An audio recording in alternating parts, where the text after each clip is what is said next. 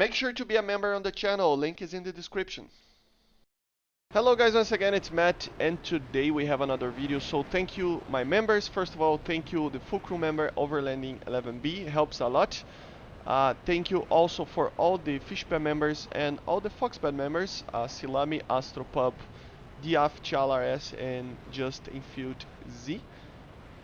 I said it everything.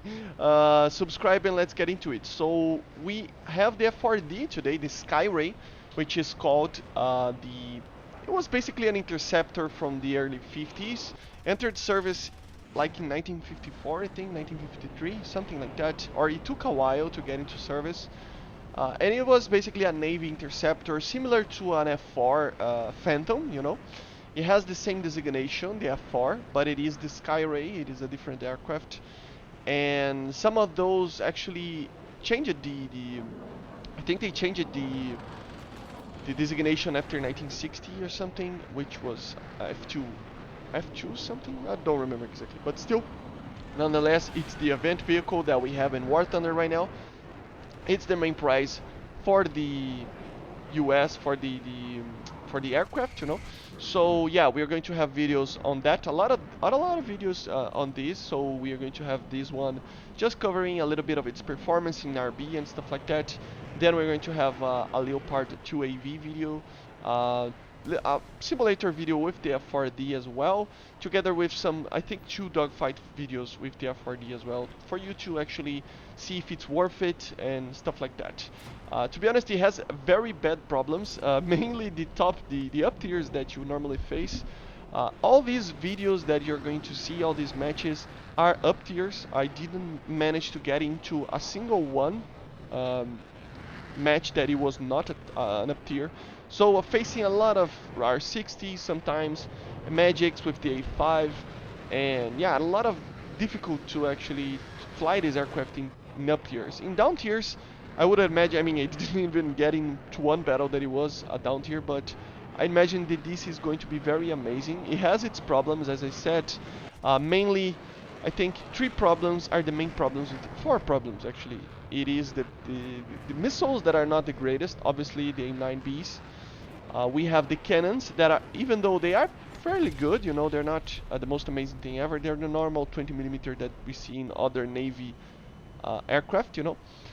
But they have very low ammunition count, 260 rounds, 130 per pair. And I would advise you guys to use basically a single pair each time, you know, you can choose between them. Because it is it depletes the ammo very quickly, even though it is an American aircraft. It has very low ammo, which is kind of odd for an American aircraft, but it is very good guns actually. It destroys the target and stuff. I would normally use the default ammo belts just because it has more HE per shot technically, so just the default ammo is alright. And yeah, basically these are the guns. And other problems that it faces is the amount of compressibility that you see in dives and on high speed situations, you know. So you have to be careful past like 1,100 kilometers per hour. It tends to compress a lot, and you will end up being very sluggish, and you won't be able to actually do anything in a dogfight. So energy management is a very main thing on this aircraft, you know. And I think it's very good when you are in around 700 to 800, but it kind of tends to deplete all of its energy as well, very quickly. So you have to consider this is a very unique aircraft and a very hard aircraft to fly, to be honest. But once you get it a little bit more used to it, it turns into a great aircraft. Has an amazing acceleration, very similar to the MiG-19. I tested it, and it was basically 1 second slower on the 600 to 1,000 kilometers per hour acceleration. But as you see here, I'm already without ammo for shooting like 2 guys, 3 guys. So yeah, you have to make the ammo count. And then you have the 4 missiles that are just meh. You can get kills with it, but you know, it's one of those situations. So yeah, no ammo here, for example, and we are going to RTB. Is it worth it? I mean, I don't know. You have to see for yourself. To be honest, I think it depends on the way that you fly aircraft, you know. For some people it may be amazing, and so for some people it may be really bad. You have to, I mean, for the performance, I think the majority of people will like this aircraft because it is fast accelerating even though it depletes a lot of energy. It is a fast aircraft in general. It can retain the energy very well, but it is not supersonic, so you cannot outrun most of the targets that you fight when you are in an up tier, for example. But even considering those things, because of the way that the ammo works, you know, some Russian main pilots maybe get are used to this type of low ammunition counts, you know, and they can actually be alright with it. If you are alright with it and get used to the guns and the missiles and the performance, it is a very, very capable aircraft. I will do videos, as I said before, on dogfights and stuff to actually compare it to various types of things that they will face. But in general, it is a very interesting aircraft and it can be very successful, you know. Yeah, here I got killed by the A5. Just got a hit. Come on, a hit? Kind of weird, right?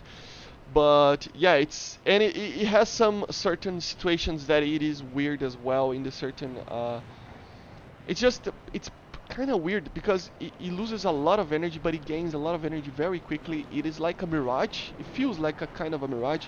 So you have very good AOA, and you have some combat flaps, which are not exactly flaps. They are what's it called? Slats, you know. And you have a landing flap, which is kind of weird in a kind of a delta wing design, but it does have a flap, which is kind of weird, and it goes inverted because obviously it's the delta wing. So yeah, I died for the R3R there. So you don't have RWR, obviously, you don't have flares or chaff, you don't have any advanced missiles.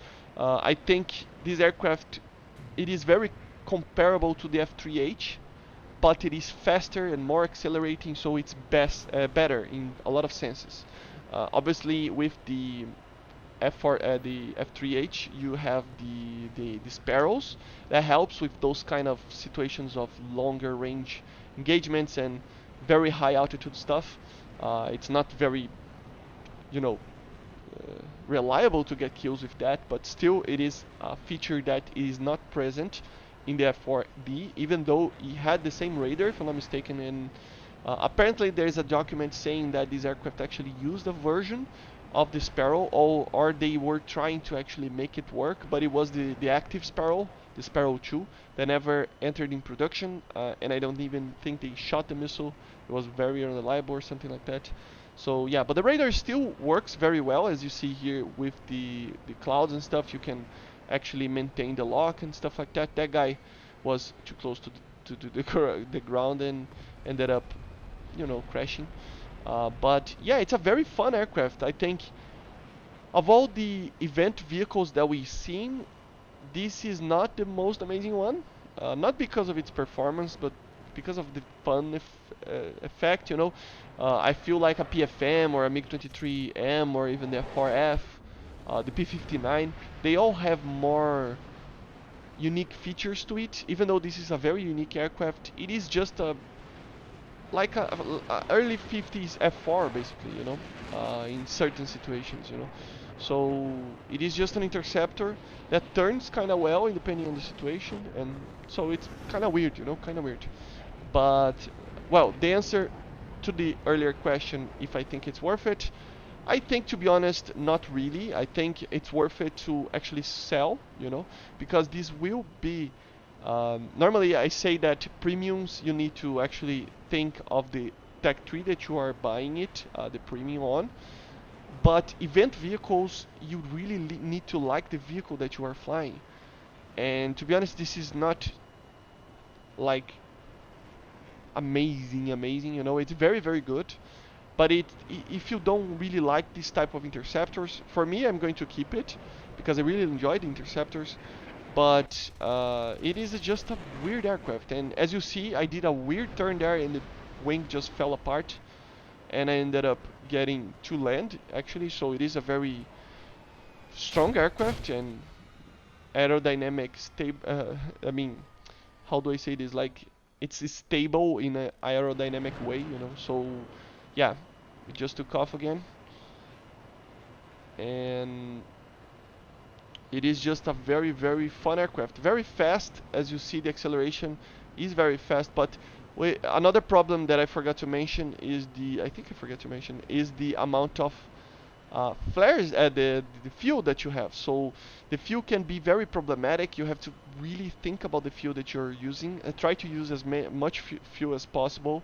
You know, carry as much fuel as possible. So 24 minutes, I think it's the max when you are fully upgraded, and just use it because you are going to need it. You know, it's problematic. And this is the last kill that you're going to see. Remember that the AIM-9B, even though it's a very bad missile, it can get some cool kills in high altitudes. So yeah, but still, I think it's worth it for selling, not for keeping it. Only if you really like this aircraft, I would keep it. For me, I'm going to keep it because I like interceptors, but it is just a matter of personal opinion, you know. Just like I have the PFM, the MiG-23, but yeah, look at this kill. Amazing. 3.4 kilometer shot, so very cool missile shot, and the guy didn't see me, so yeah. But anyway, this is my verdict, you know. I think it's a very good aircraft. It has its problems, but no aircraft is perfect, and I think it's just fun that any aircraft can be unique in certain ways, you know. It's just that I think it's more worth it with gaijin coins in your wallet and buying an actual thing that you like, instead of having just an aircraft that you normally don't like. But if you like this aircraft very much, keep it. It's worth it. So yeah, I see you guys on the next one, and bye guys. See ya.